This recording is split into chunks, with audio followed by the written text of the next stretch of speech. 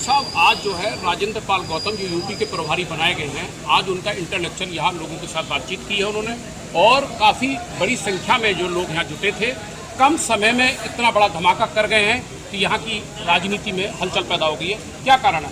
Congress party के यशस्वी, तेजस्वी, ऊर्जावान नेता हमारे यूपी के नए नए प्रभारी बने हैं। वो आज अलीगढ़ आए, उनका हम लोगों ने पुरजोर दिल की गहराइयों से स्वागत किया है। और आज अलीगढ़ की धरती से ये ऐलान हो चुका है कि नफरत को दफन होना होगा और मोहब्बत का उदय होना होगा। ये जो चढ़ावा चोर, चंदा चोर से ये चढ़ावा चोर तक, ये भगवान राम के घर में डकैती डालने वाले ही लोग, इनका सफाया होना तय है कि भगवान राम ने इनको श्राप दे दिया है। अगर आज के कार्यक्रम को क्या मान रहे हैं आप? हम आज के कार्यक्रम को वो मान रहे हैं क्योंकि संवाद, इंटेलेक्चुअल से संवाद और स्टूडेंट से संवाद, ये आज का कार्यक्रम था।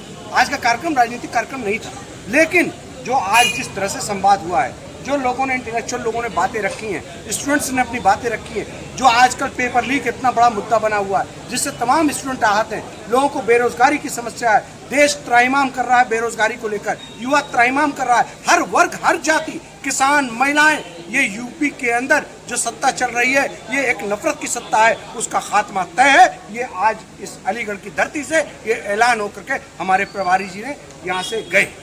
जाके ये कह रहे हैं अभी कि हम पहले गोरों से लड़े थे, अब बेईमानों से लड़ेंगे।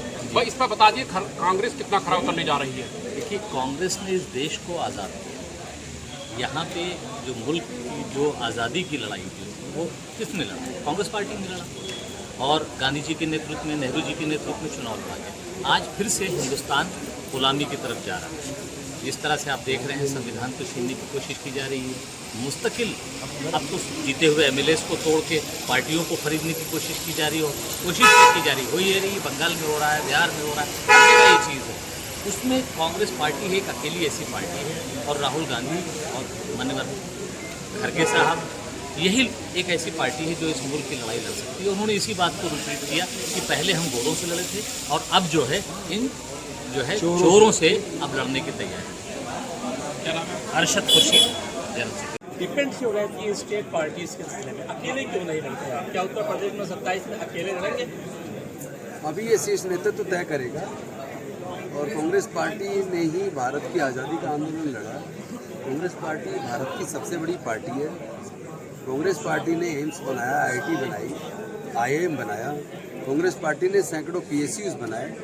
कांग्रेस पार्टी ने पूरे देश के लिए राइट टू एजुकेशन एक्ट दिया, सूचना का अधिकार दिया, खाद्य सुरक्षा का अधिकार दिया, जल जंगल जमीन का अधिकार दिया, और जिनके पास घर नहीं थे उनको रहने के लिए जमीन के पट्टे दिए। और आधुनिक भारत का जो सपना कांग्रेस ने देखा, उसको साकार भी कांग्रेस ने किया।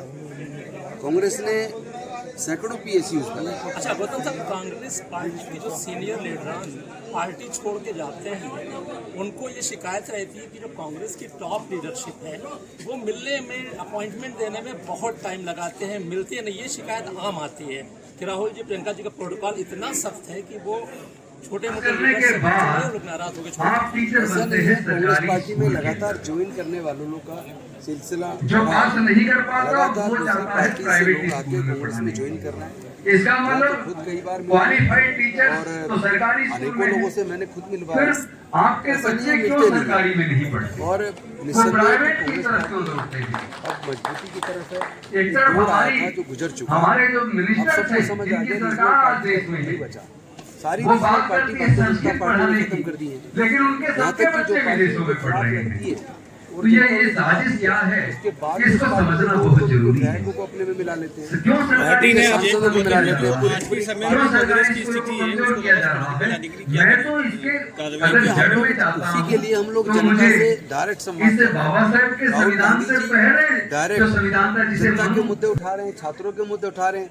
जैसे नीट का मुद्दा हुआ, पेपर लीक का मुद्दा हुआ, सीबीएसई का मुद्दा हुआ, इन तमाम मुद्दों को लेकर उन्होंने डायरेक्ट स्टूडेंट्स के साथ में वार्तालाप शुरू की है।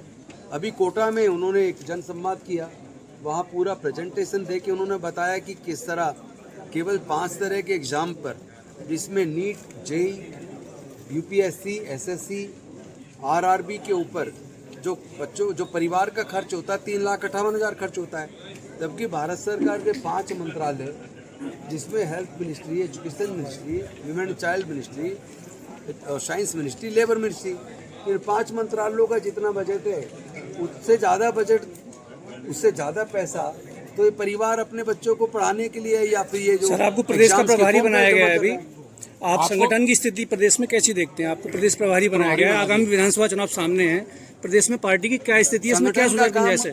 जमीनी काम पूरा हो चुका है, महीने भर के अंदर पूरे उत्तर प्रदेश का स्टेट से लेकर बूथ तक का पूरा संगठन की हम लोग घोषणा करेंगे और इसी बीच जनता से वार्तालाप करके किसानों से संवाद करेंगे, मजदूरों से संवाद करेंगे, प्रोफेसर से संवाद करेंगे, वकीलों से संवाद करेंगे और तमाम जनता से संवाद करके हम एक जनता का घोषणा पत्र, जनता के मुद्दे वो जल्दी हम लोग जनता के सामने ला के रखेंगे और सारे तमाम जनता के मुद्दों के ऊपर पूरे उत्तर प्रदेश का दौरा करके और राहुल जी भी पूरे उत्तर प्रदेश में जाएंगे, जनता से डायरेक्ट संवाद करेंगे और जो माहौल भारतीय जनता पार्टी ने देश में बना दिया कि उन्होंने इस देश में लोगों की बोलने की आज़ादी लगभग खत्म कर दी।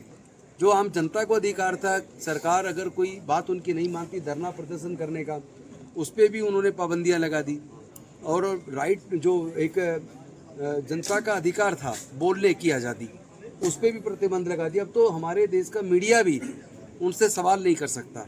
मीडिया की जो स्वतंत्रता है उसके मामले में भी हम 100 देशों से भी पीछे हैं, अपने आस पड़ोस के देशों से भी कांग्रेस पीछे पार्टी हैं। में एक ही पद पे काफी समय से एक ही व्यक्ति बैठा हुआ, उस बारे में क्या कहेंगे? किसके बारे में बात कर रहे हैं?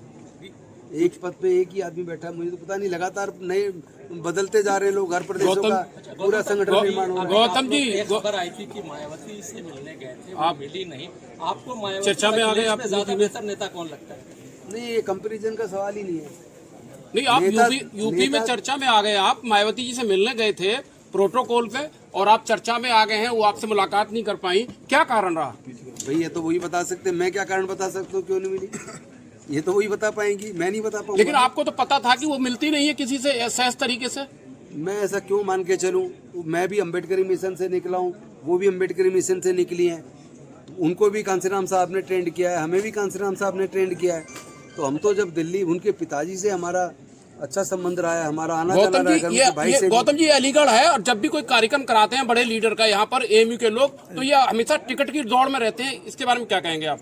मुझे तो अभी किसी ने कहा नहीं कि मुझे टिकट चाहिए, तो लेकिन कार्यक्रम तो ऐसा ही लग रहा था आज ये आपको पता नहीं कहाँ से लग रहा है। यहाँ तो संवाद हमारे प्रोफेसर्स के साथ, इंटेलेक्चुअल्स के साथ हुआ है, ये कोई पॉलिटिकल प्रोग्राम नहीं था और ना यहाँ कोई टिकट की बात हुई है, यहाँ तो देश को बचाने की बात हुई है। एक आखिरी सवाल है, आज का ये जो प्रोग्राम था, जो एक इंटेलेक्चुअल डिबेट थी, उस सिलसिले में आपका ओपिनियन और क्या प्रोग्राम था, किसने आगे रहा इसका? देखिए, हमारे जो प्रोफेसर्स हैं या जो स्टूडेंट्स यूनियन के पुराने पदाधिकारी रहे हैं, उनके माध्यम से हमने एक संवाद रखा जिसमें